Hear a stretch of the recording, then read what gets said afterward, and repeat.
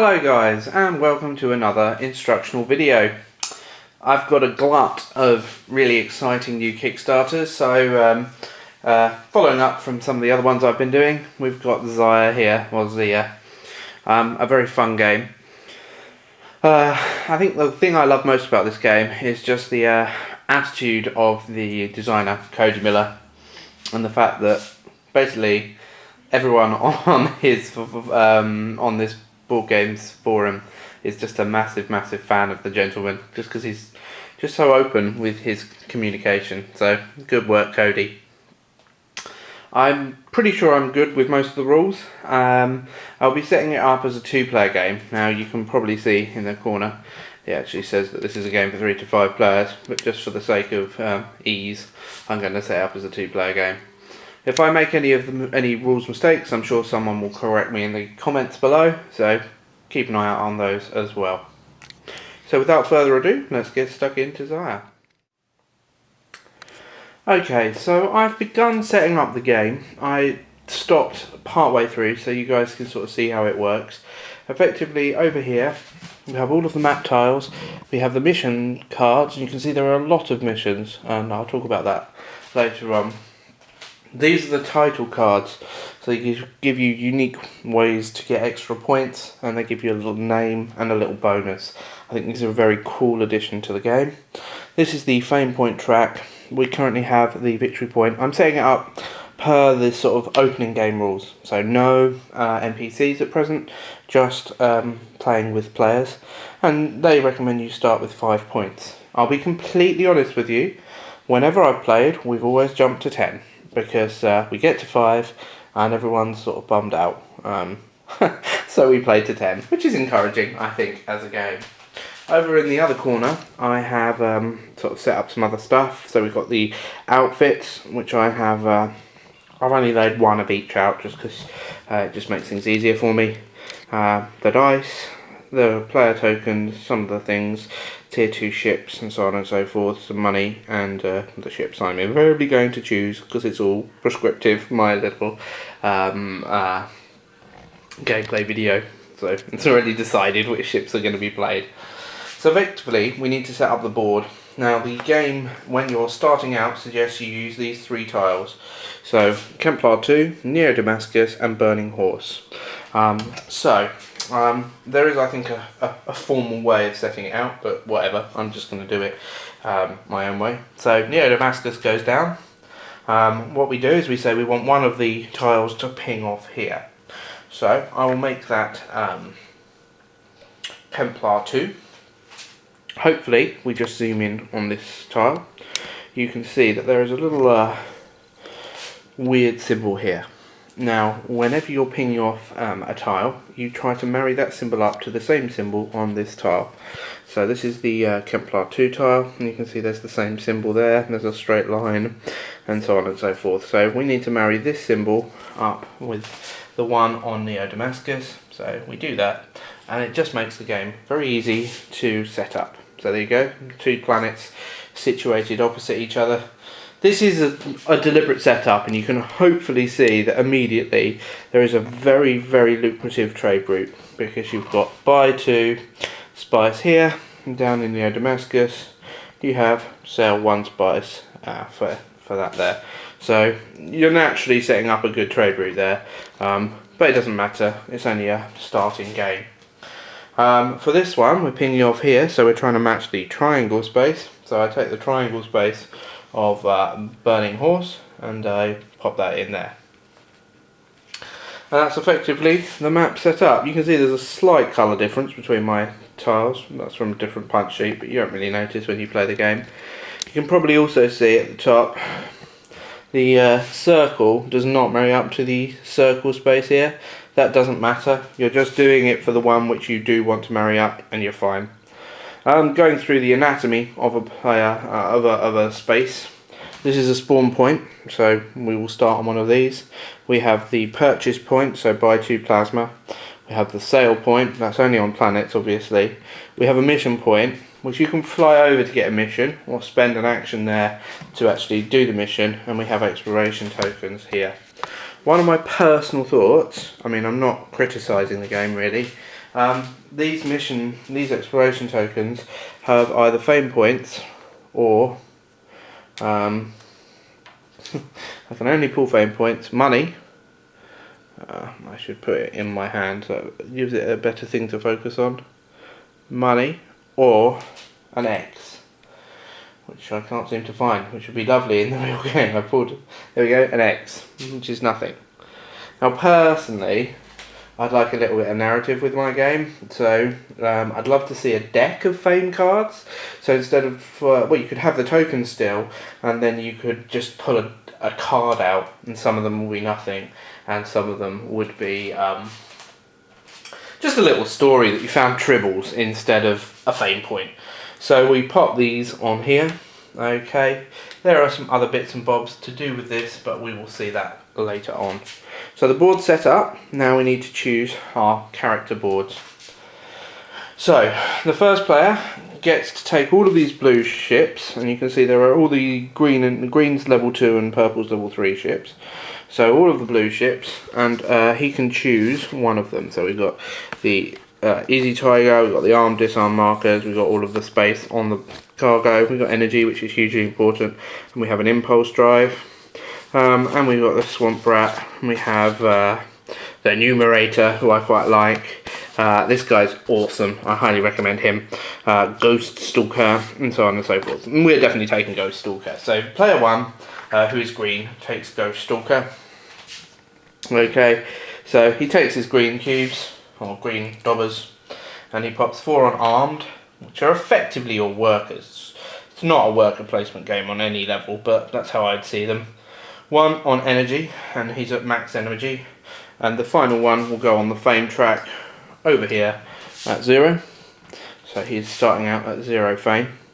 The other player, now they're all cool, they've all got different bits and bobs going on with them, but just to make things easier, I've chosen one for this demo. That's the Easy Tiger, which is awesome as well. And this player is red, so he takes the same things. So 4 red tokens go on his player board. And bop. And 1 goes on the energy. Very similar ships. Okay, so this one has a hold of 11. The Ghost Stalker only has a hold of 9. They both have the same distance they can go with their impulse drives, and so on and so on. We take their models. So the models are really cool. I was playing this with my parents, who are not huge gamers, but they play the odd game with me. And I explained that it was $100 or whatever it was, and they were commenting on how good value it is. So these are people who all routinely tell me I waste money on board games, but no, they thought that this was a pretty good bang for your buck. So you've done a good job in that regard.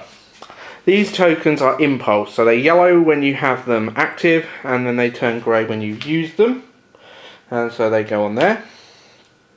And we've got these cool, again, it's just these little things that make you sort of super happy. So that goes on there to signify that it's the green player's ship. This one goes on here to signify it's the red player's ship. So we've got some colour coding going on. And then each player gets 3 money. It is lovely money, I know everyone who has done a video on it has commented, but yeah, 3 money a piece. And we're sort of set up. The final thing, so you take your board, you take your dobbers, you take your ship.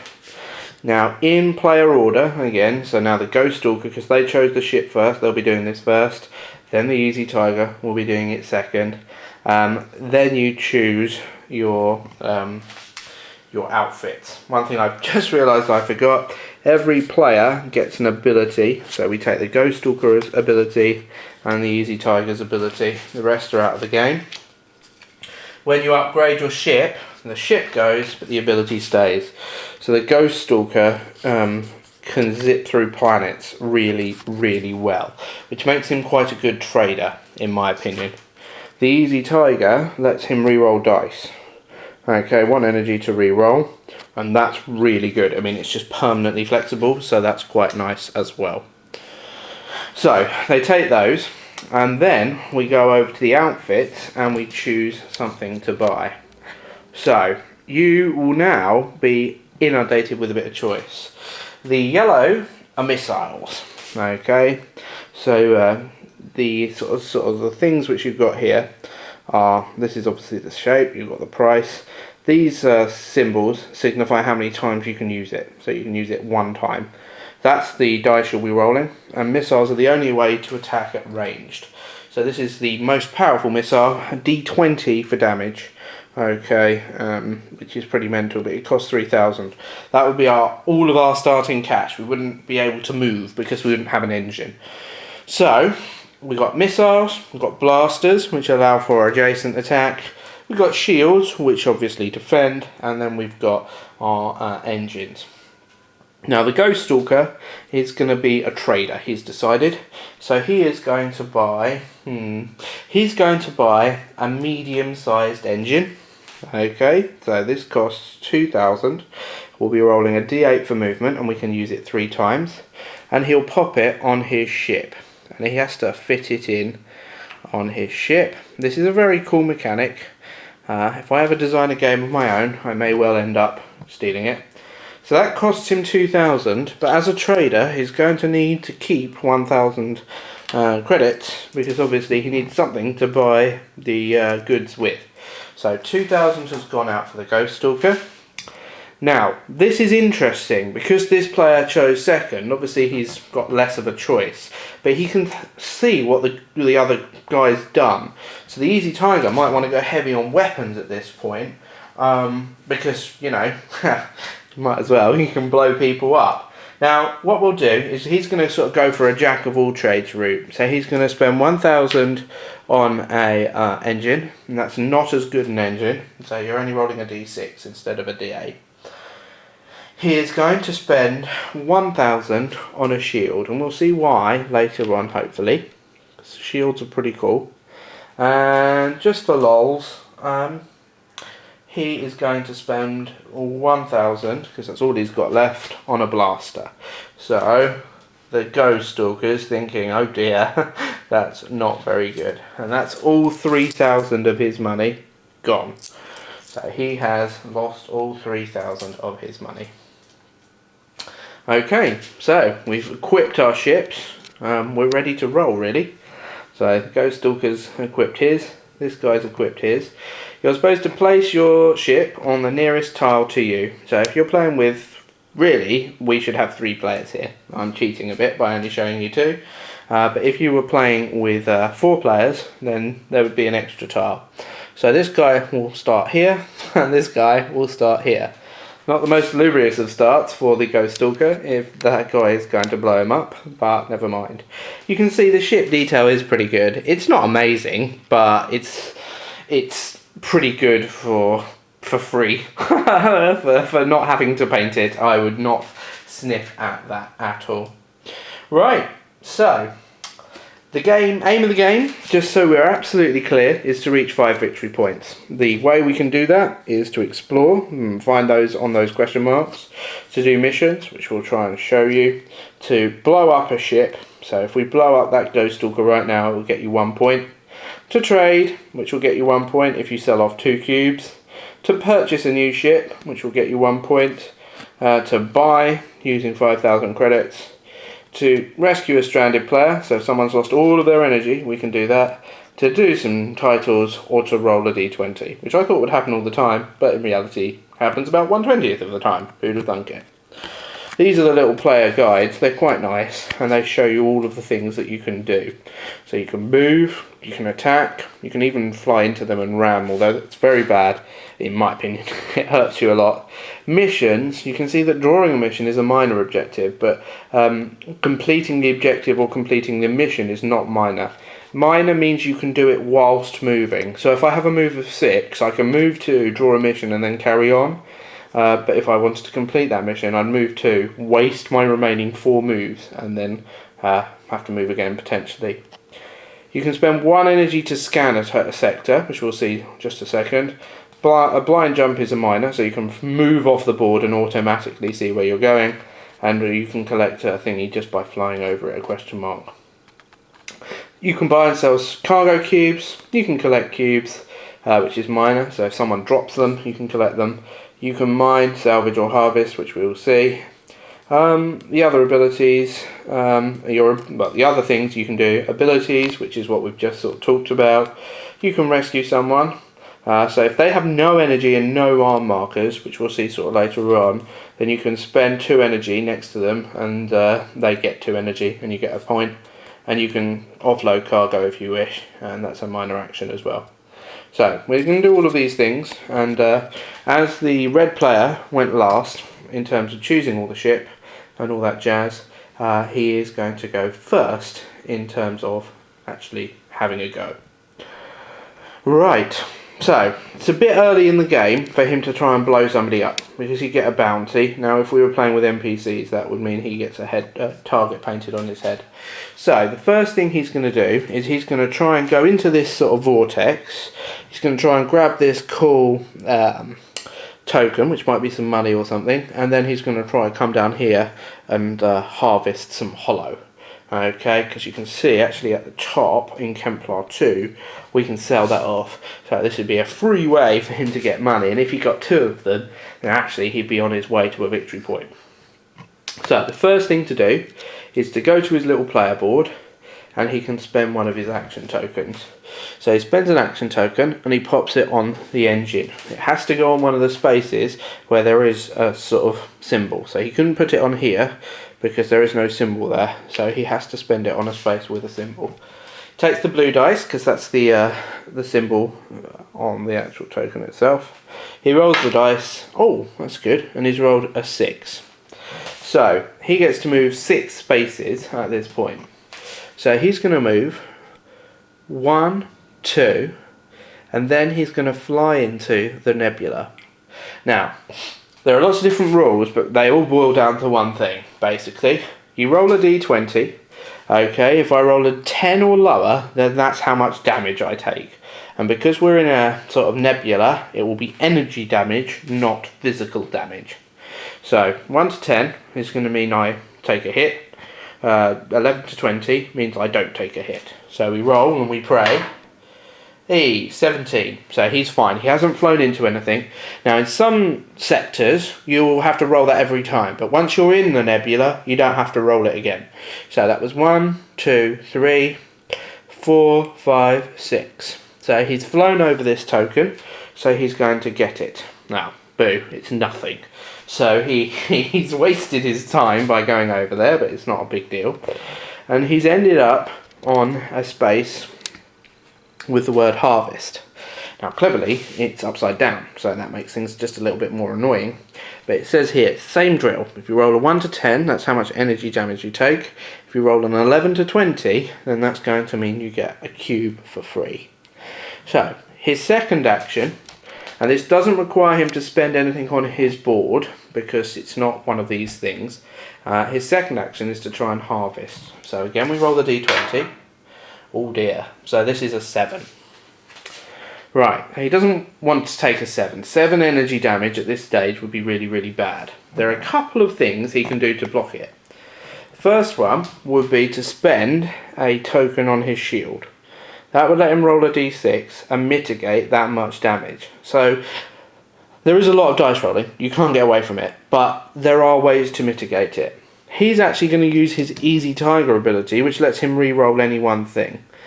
You can see it has an energy cost, so his energy marker moves from 8 to 7, and now he's going to get to re-roll this red dice.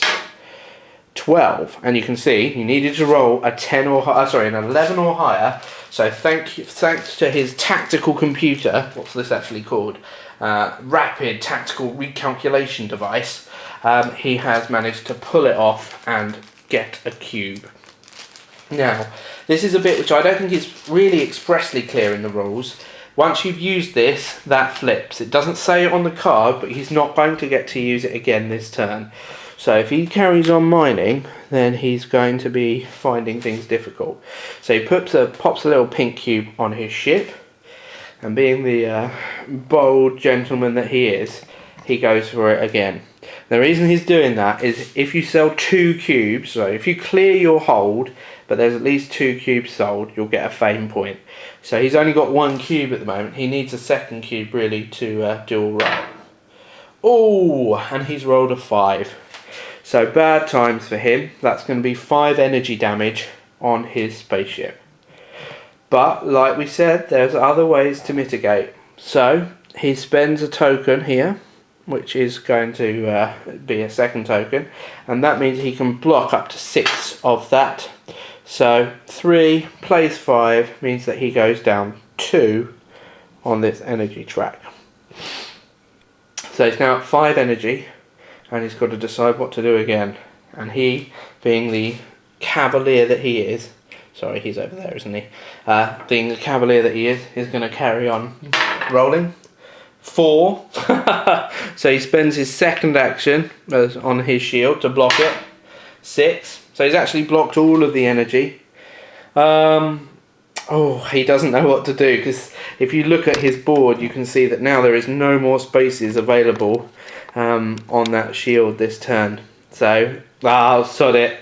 He risks it all one last time. Go on.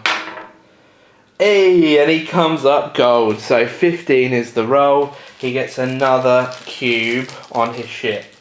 Now this is something which has surprised me before I played. Literally, this is his entire go. We're not even sort of finished his go, but this is all happening before the other guy gets to play. So his final thing will be to use that last armed marker on his engine. So he rolls to move. Oh dear. He's moving 2 spaces. So he needs to go over to the hollow space. So he's going to move 1, 2. And then finally, he has his impulse drive. So that's used up. And that lets him move for 3 for free. So if I zoom back out a little bit, hopefully we won't have to keep moving up and down. And he's moving over 1, 2. Even though it looks like it's worth it, it's very hard for him to fly through the planetary shield. So 3 is where he's going to end his turn. Right, so it's the end of his turn. We go down to his little spaceship. Now this is how I do it. First there is something called the business phase, which is only relevant if he's on a planet, and he's not, so nothing happens. Then it says it's the status phase. So technically it's at that point he gets his fame points, but realistically I would give them as you go. I don't really see why you can't do it the other way. I'm sure someone might tell me. The way I do this is you move all of these markers off the board to disarmed. This isn't strictly how they tell you to do it in the rules, but it's effectively what happens. And then for each energy you spend, you can ping 1 up to armed. So there's 4 there. So 1, 2, 3, 4. So he's very low on energy now, which is worrying, but you know, he's a big boy. I'm sure he'll be fine. Okay, that's the end of his go. The very final thing to do is to flip his impulse drive once more, and he's ready, Freddy, for the next go.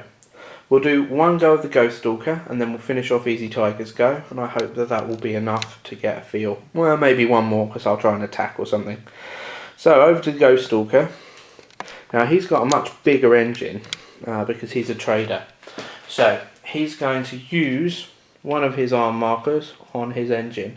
You can see that the Halcyon engine lets you roll a d8.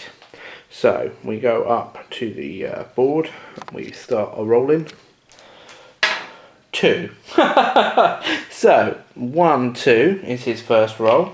He uses another marker. I'm not going to show you, you can just take my word for it. 7, that's more like it. So he goes. Right, now this is an interesting point. I should have done it slightly differently, but okay, solid. Let's just do it normally. 1, 2, 3, 4, 5, 6. Oh, actually, 4, 5, 6, 7. You might as well try and snaffle that up. Oh, it's 1,000 credits. So he immediately takes 1,000 credits from his from the stash and puts that on his drive. Being 3 away means that he might as well resolve using an impulse drive. So that allows him to move guaranteed to the space he wants to go, because he has an impulse drive of 3. So you can see he's now landed at the starport in Kemplar 2. That's the way I see it anyway. It's a shame that these have orientated themselves upside down, but never mind. So you can see there it says buy for 1,000 2 spice, which is an orange cube. And the cubes are lovely.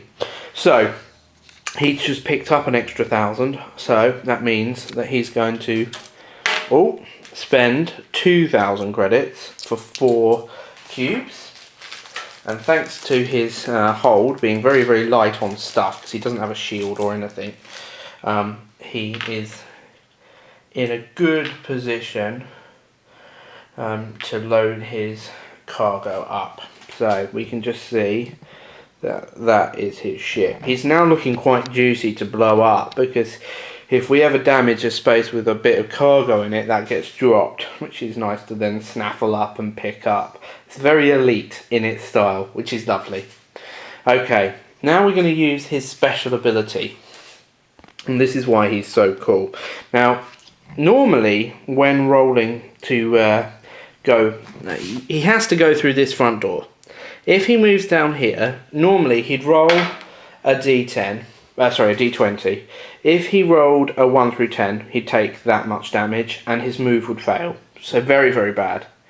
If he rolled a 11 through 17, I think, then he gets through, but they track him and he gets a bounty. So he starts to be quite juicy for other people to blow up. If he gets an 18, 19 or 20, then he does get through without any damage, but that's pretty unlikely. What this guy can do is, it's quite expensive, so it's at a cost of 2 energy, but he gets to, as an action, spend 2 energy and rolls a d20. On a 9 through 19, he may pass through 1 planetary shield border with no consequences. On a 20, he actually does it twice. So it's really much, much more likely that he can get through. It's expensive because it costs 2 energy, but we're going to spend that now. So he goes from 8 to 7, 6. He rolls his D20, and he rolls a 10. And you can see here that allows him to pass through a planetary shield once this turn. So he rolls and uses his spaceship move. This is the last one he has. So he rolls a 7 again, which is there, and then he goes 1. He's used his special ability to move through that shield. 2, 3, 4, 5. And, actually, tell you what, he'll do it this way. 1, 2, 3, 4, which lets him draw a mission. So I'll just draw a mission, and we'll look at that in 1 second. 5, 6. So, he's still okay. He can't move through another planetary shield. He went through the front door there. And then he can sell all 4 of his cubes. Still only gets him 1 fame point, because it's when you clear your holdout. So actually having lots of different types of cubes is not necessarily a good thing. But he gets 4,000 credits, which is nice. So I'd be pretty happy if I was him. So 4,000 credits. And that is it for him, I believe. So, before we finish his turn, let's have a little look at the mission. Now, I'll be honest, this is the only bit of the game I'm not that fond of, because it's very luck driven in my mind. Very luck driven. So, there are ways to get around it, but not really. So, fly to Azure, which isn't on the board. So, immediately there's your first bit of luck. My dad had a mission to blow me up. He blew me up in the first turn of getting the mission, and then the tile was the second from bottom, so it never came out to hand it in. So it's a bit annoying. You collect data by rolling a d20, that's the amount of data you get, and then he has to deliver it to Kemplar 2.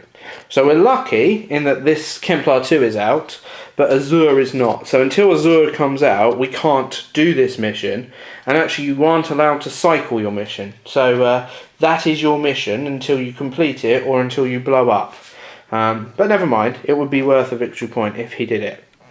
We record the victory point for him there. Technically this should happen at the end of the turn, but I don't see why it can't happen now personally. So that pops in there. And then he has finished his turn on a planet, so he gets to do the business phase.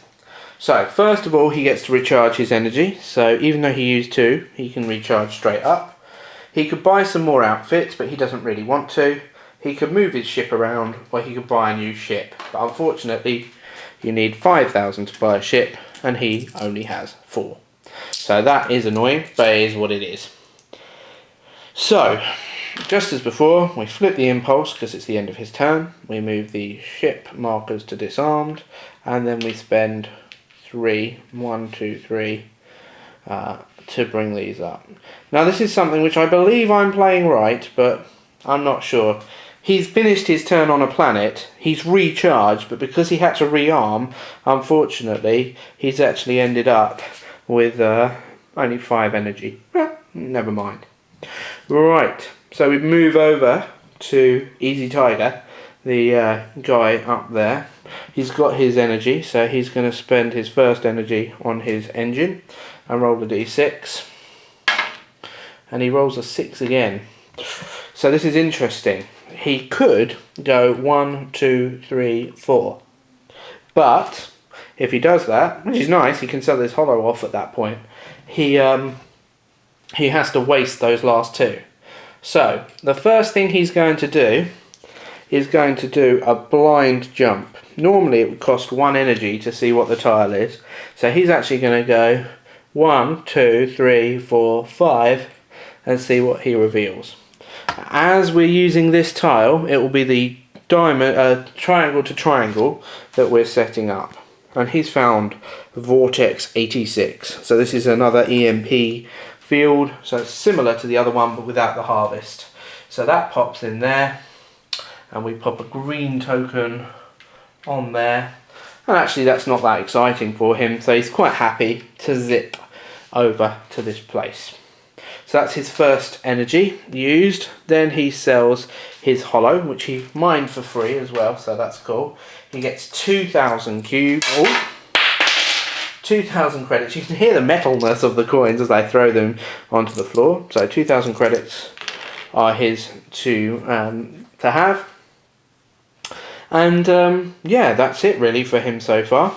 So he's thinking, now's the time to blow this guy up. Okay, because we need to show you combat.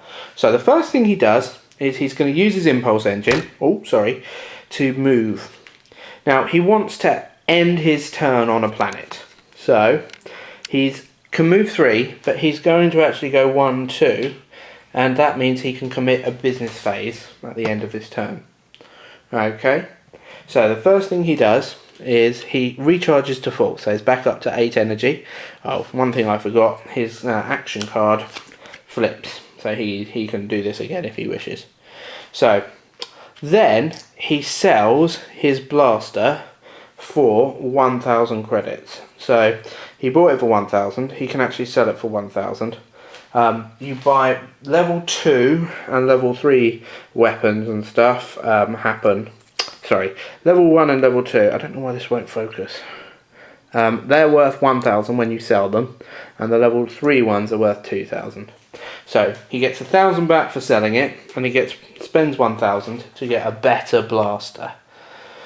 And really, he doesn't have a lot of room left on his spaceship at this point, but he's pretty well kitted out. So that is his action. He keeps his 1,000 because, you know, it's nice to have a little bit of money. He flips his impulse drive, and actually, in this instance, he only has to take 1 off, so he pings that up and moves down 1. And because this is when it would happen normally, but I think it's easier to keep track as you go, he gets 1 fame point because he sold his 2 lots of goodies. Right, it's over to this guy's turn. He's starting to think that there's lots of green tokens on the board, so he's going to start to try and get some of these. So the first thing he's going to do is, again, look, it's just there, it's 1 space away, so he's going to use his Ghost Stalker Disruptor Field, so it flips over, it won't be usable again this turn. He rolls his dice, it's an 11, which means he can fly through 1 border at this turn. So his first action will be to spend, that pinged him down 2 energy. First action will be to spend his engine and move. Oh, and that's perfect. So he rolls a 1. So he flies onto there, and he's got a fame point. Again, in theory, you should wait till the end, but I just think it's easier to do it now. So he's on 2. So we're already halfway there to the end of the game.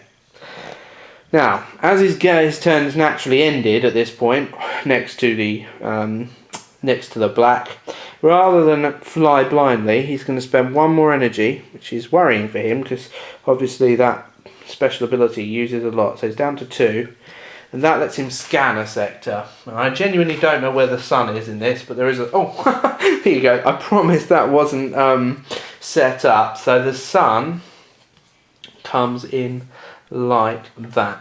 Hang on. The T. Where's the T? There. So the sun comes in there.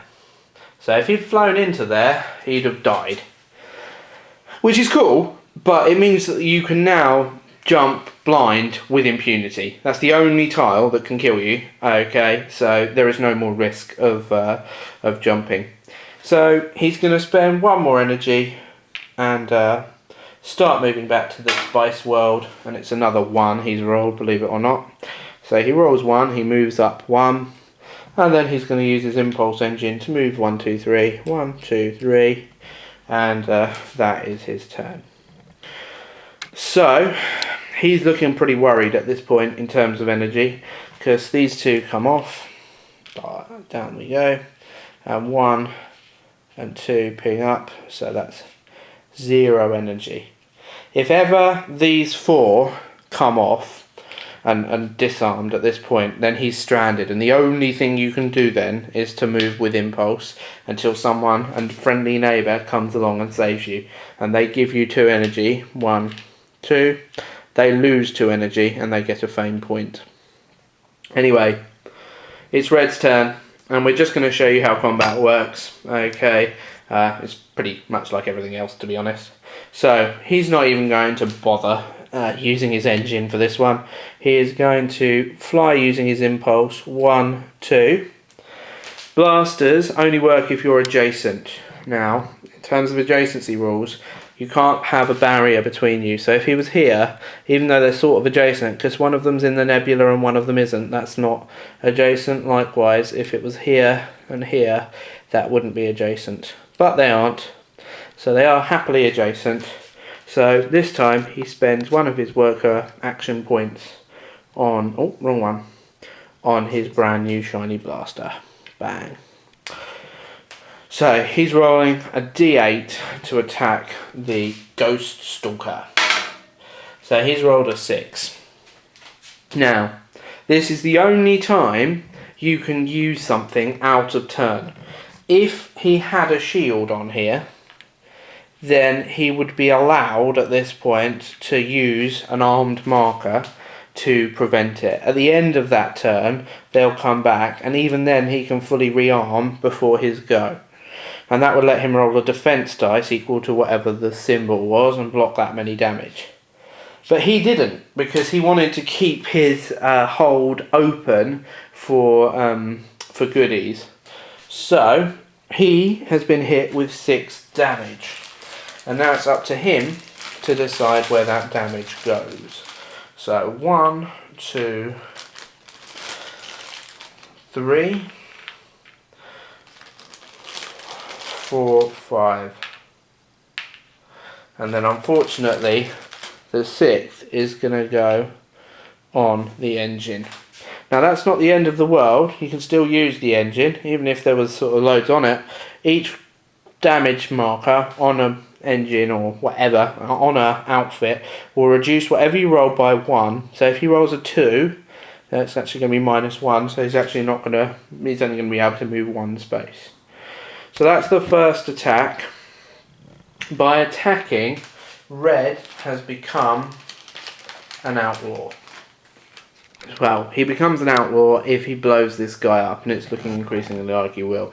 So, what we do, final sort of thoughts, as it were, he's going to spend his second token, because he's only got 2 blasters, so he's going to spend his second energy to try and blow this guy up. He rolls his D8 again, and this purple guy's, or green guy's so bummed out that he didn't buy a shield. He's rolled a 3. Now he does have a reroll if he wants to spend an energy, but to be honest, there's only three spaces left. So he's rolled exactly what he needed. So 1, 2, 3. Bop. Oh, sorry. Bop. Bop. And bop. And actually, that is the Ghost Stalker dead. So he is dead.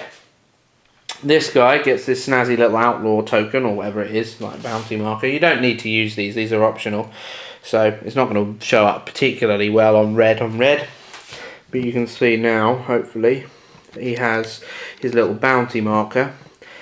He's also going to get a £1,000 bounty. So that sits up here. This is another little flaw, I think. There aren't many, but I think it's very easy for you to snaffle that up and think it's your money, but it's not. That's how much money people will get for killing you. And then he will also get another fame point, although that really should happen at the end of the round, like we said before. And that's it. Now, any cargo cube that would have been there would have been dropped in this space, and then he could have flown over it with impunity. But unfortunately, he can't, because there weren't any cargo. This guy has actually done quite well out of it. He's going to fully charge, doesn't lose any money, none of that goes to the guy, and all of this comes off. So you keep all your outfits and everything. If he was on a bigger ship, so if he got a tier 2 ship, a green or a purple ship, then he would have missed a go. But still, it's not too bad. He won't respawn until his turn. We'll show that happening, and that will pretty much signify the end. Let's just see if we can get a title out. So the last sort of move that this guy does is he's going to spend another action to move with his spaceship. 2. Now he's going to spend an energy to reroll that. 1. That's what you get for spending an energy to reroll. So he moves into there. So again, we're rolling to move into a nebula. Oh, so he's rolled 7. So unfortunately, he's not going to be able to get to that fame point. So he is going to have to spend his final energy on a shield. So he's going to block some. So that's 3 blocks. So 7 minus 3 is 4. 1, 2, 3, 4. And then he's going to bring these down. So that's the end of his go. So he's actually not looking that good, because he's going to spend 2 energy to bring those up to armed. And that will be the end of his turn. But he's got 1,000, another victory point. He was gunning over to that token over there in the hope it would have been a fame point, but it wasn't anyway. So I'll show you what that would have been. One thing I forgot is because this guy's been blown up, his mission's gone, so he failed that mission. And to respawn, you roll the d20, which is a 6. And then you choose the closest to that number. So at the moment, we have a 13, a 1, a 2, and a 12. So 2 is the closest number to 6. So he will respawn there, and that will be the start of his turn.